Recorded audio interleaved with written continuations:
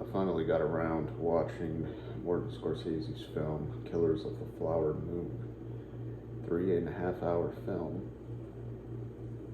and I considered watching it in theaters when it came out, but never got around to it.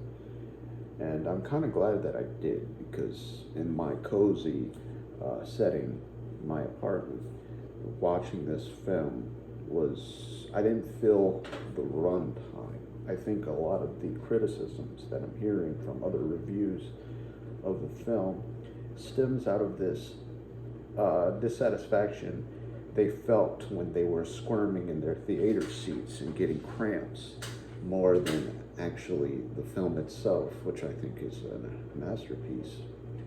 Like I said, I did not feel the runtime of this. It's 3.5 hours, and when it was done, I actually had the thought, oh, it's already done. It was that well crafted and that's that well paced, and it flows beautifully with everything, the score, the acting, everything about it. It is worthy of a Best Picture nomination in 2023 for the Oscars. And I absolutely adored this film, man. This is probably one of my favorites of 2023. I liked it more than Oppenheimer. I liked it more than Barbie. And I liked it more than... And I enjoyed those two films as well, but I enjoyed this picture more. It's just great. I liked Leonardo DiCaprio's performance, Robert De Niro's performance, all the performances. The main actress who played the Indian girl, who Leonardo's character was married to, she gave an outstanding performance worthy of an Oscar.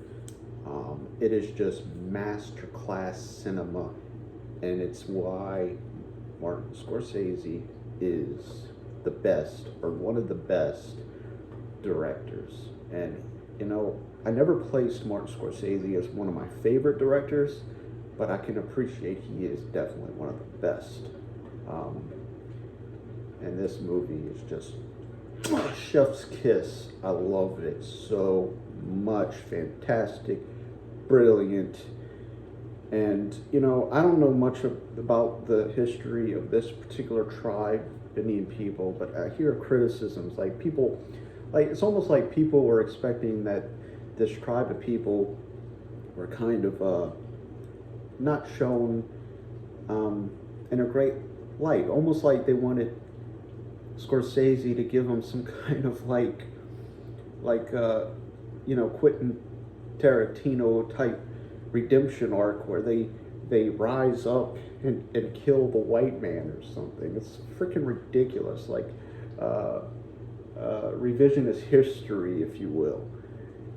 Yeah, a lot of Indian people back in those days were, you know, they were mistreated, they were murdered, they were taken advantage of, and that doesn't mean they were weak.